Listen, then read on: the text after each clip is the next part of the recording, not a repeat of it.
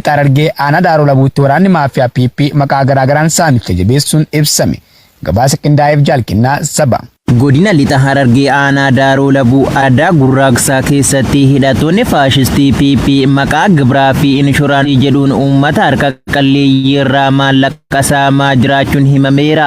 Akka jiraattonni ibsanitti hidhattoonni kunneen namoota maallaqa gaafatan kaffaluu dadhaban irratti doorsisaa fi humnaan tarkaanfii fudhachaa jiru. Haala kanaan gaafa amajjii 2026 obboloota lama kanneen maqaan isaanii Sinaa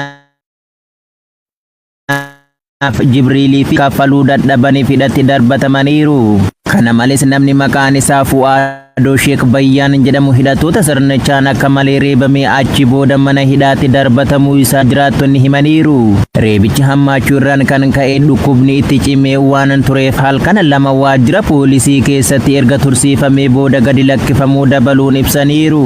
Uummanni naannoo sanaa rakkoon akkasii namoota baay'ee ragaa jiraachuu himuun yaaddoo guddaa keessa jiraachuus dubbachaa jiru. Lixa Wallaggaa aanaa mana Sibuu bulchiinsa magaalaa Mandiitti barataan kutaa 12ffaa tokko loltoota faashistii PP'n ajjeefamuun ibsame. Jaalfalmataa Lammii waan qindeeffate qaba.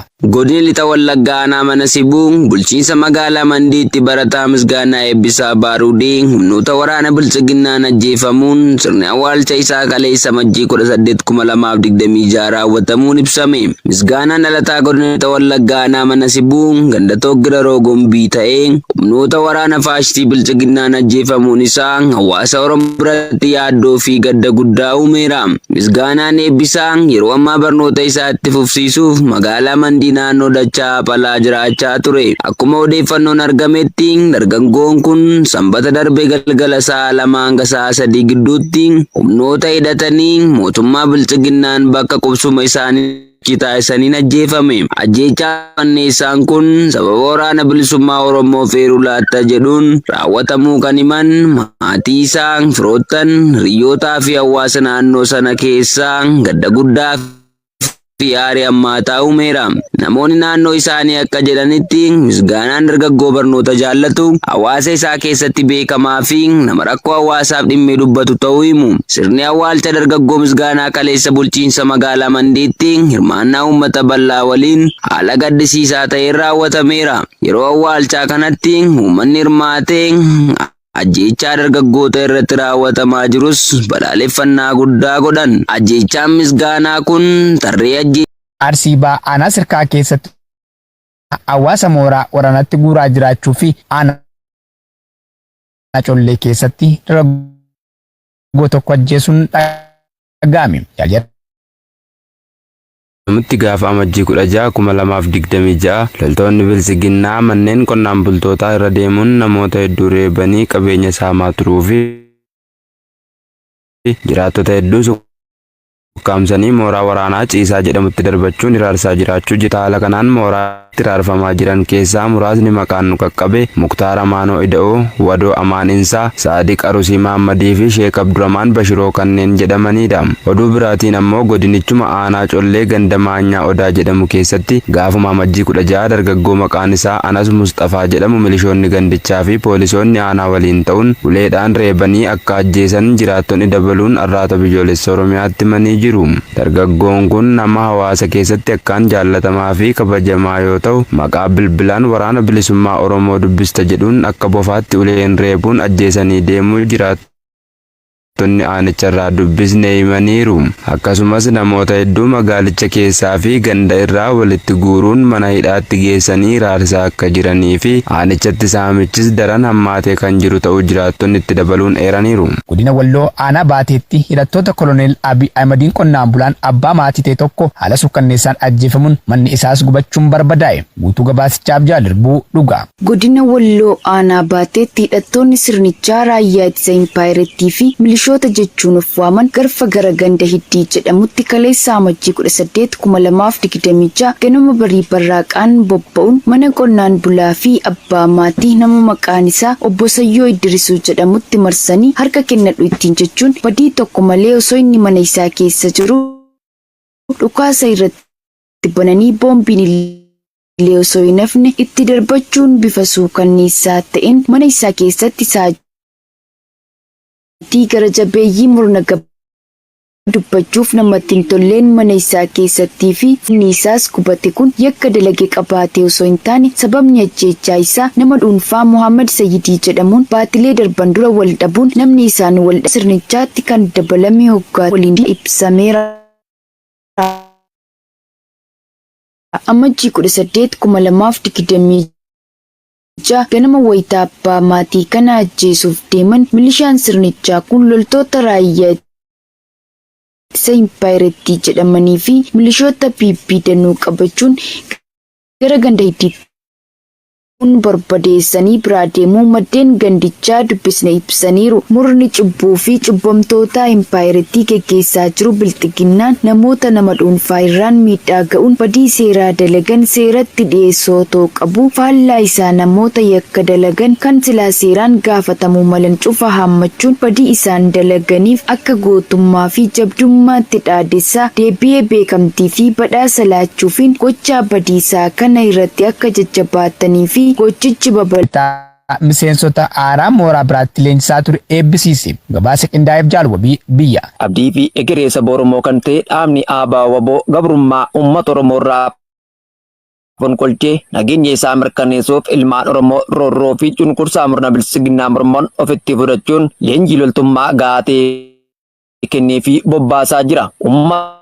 Isaa Oromoo bilisoomsee kabajaa fi horee mirga abbaa biyyummaa gonfachiisuuf jajjabee wadootee kan jiru yoo ta'u, ABO'n torbee kana keessa mooraan leenjii zoonii lixaatti kaadhimamtoota waraana bilisummaa Oromoo leenjii waraanummaa fi siyaasaa yeroo dheeraaf kennaafee ture xumursiisee dirqama itti aanuuf bobbaasee jira. Kaadhimamtoonni tibbana miseensota waraana bilisummaa Oromoo guutuu ta'uun eebbifaman kunneen dirree irratti gahumsa qaamaa, tooftaa lolaa, ittisaa fi haleellaa akkasumas leenjii waraanummaa bu'uuraa kan fudhatan yoo ta'u, caayyaatti immoo barnoota heera, seeraa fi dambii naamusaa akkasumas haala Itoophiyaa keessa turtee fi itti jirtu ilaalchisuun barnoonni kennameeraaf. Eebbi marsaa firii qabsaa'otaa kun agarsiisa waraanaa kan geggeeffame yoo ta'u, abbaa mooraa zoonichaa kan ta'an jaalfalmii tufaa gama isaaniitiin haala qabsoo bilisummaa Oromoo akkasumas egeree saba Oromoo fi Oromiyaa ilaalchisuun dhaamsa isaanii dabarsanii jiru. Eebbifamtoonnis leenjii loltummaa fi siyaasaa kennameefiitti gammaduun saba isaaniitiif of kenniinsa hanga wareegama lubbuutti akka hojjetan himuun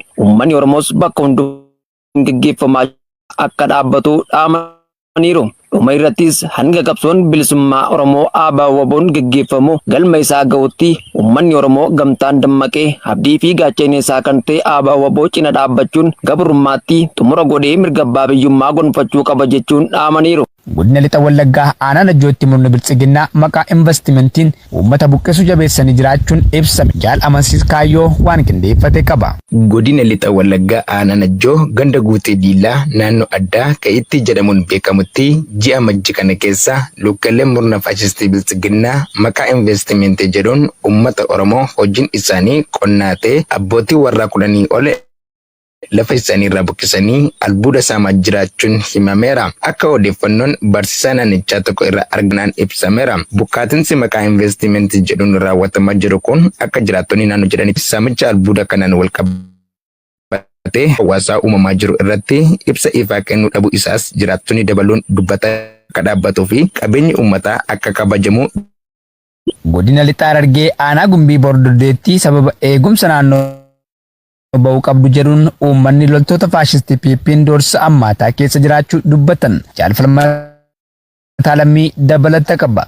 Godina lixa Harargee aanaa Gumbii Bordoodee araddaa Sabbaqaa keessatti gochaawwan dabaa uummata nagaa irratti raawwatamaa jiraachuun lukkeeleen bilisiginnaa sababa eegumsa halkanii baatanii naannoo eeguu qabdu jedhuun hawaasa nagaa irraa aarsaa ba'uun dirqama jechuun erga reebicha hamaa irraan ga'aniin booda guyyaa 2 hidhamuu isaa jiraattonni himaniiru.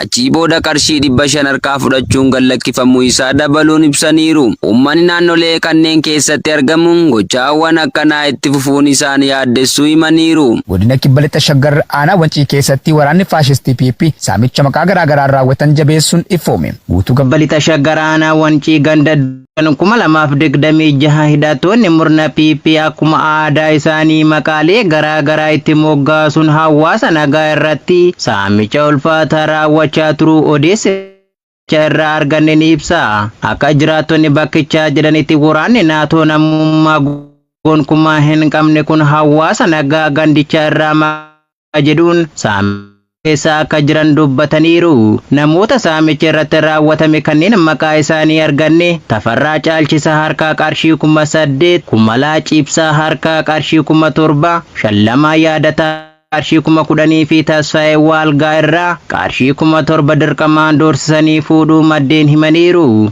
Murni biltsiginnaa kufaatii diinagdee hamaaf saaxilamuu hordofee manneen amantaa empaayerattii keessatti argaman dabalatee hawaasa nagaa irratti kallattii fi alkallattiin maqaa garaagaraa itti moggaasuun saamicha daangaa hin qabne hidhattoota isaa irratti bobbaasuun uummata nagaa irratti raawwachaa jiraachuu irra deddeebiin gabaasaa turreerra. Yaan dhukaasa dhaabuun dhaabbilee ishee tokkummeessuu fi fayyina biyyattiif murteessaa ta'uu ibsite. Dabalatasaaf jaal yaadannoo Oromiyaa. Ministeerri dhimma alaa Siiriyaa akka jedhetti dhukaasa dhaabuun kun dhaabbilee mootummaa tokkoomsuu, abbaa biyyummaa deebisuu fi adeemsa fayyina biyyaalessaa bal'aa ta'e jalqabuuf tarkaanfii murteessaa ta'e bakka bu'aa jedhan.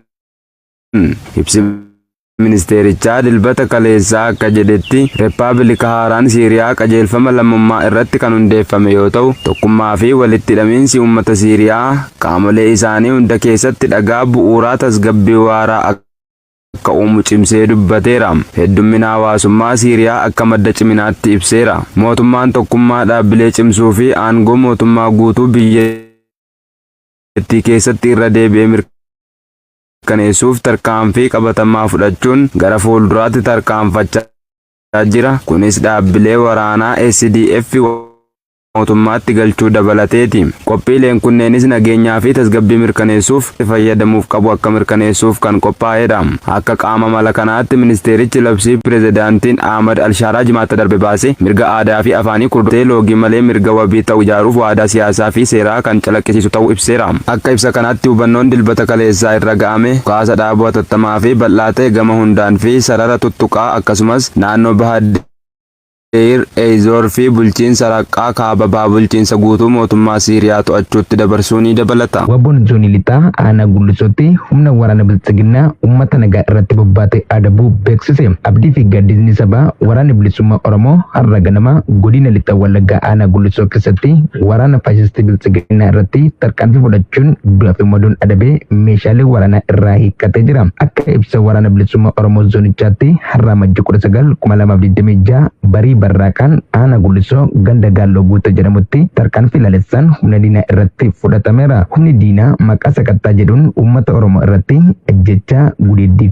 fi saamicha raawwachuuf bobba'ee ture. Tarkaanfii wabboon fudhateen du'aa fi madoon adabamuus ibseera. Tarkaanfii wabboon fudhatame kanaan meeshaalee waraanaa AK-3 rasaasa hedduu akkasumas qophiilee waraanaa adda addaa irraa hiikamuun galii mooraa qabsoo bilisummaa Oromoof akka ta'an wabboon beeksiseera. Wabboon zoonii lixaa tarkaanfiin ofirraa ittisuu kun uummata Oromoof kabajaa fi mirga namummaa isaa eegsisuuf kan fudhatame ta'uu ibsee qabsoon bilisummaa ABO wabboon gaggeeffamu cimee akka itti fufuus hubachiiseera. Tarkaanfii wabboon ergamtoota maafiyaa Abiy Ahmed irratti fudhatu jabaatee itti fufaa. Injifannoon uummata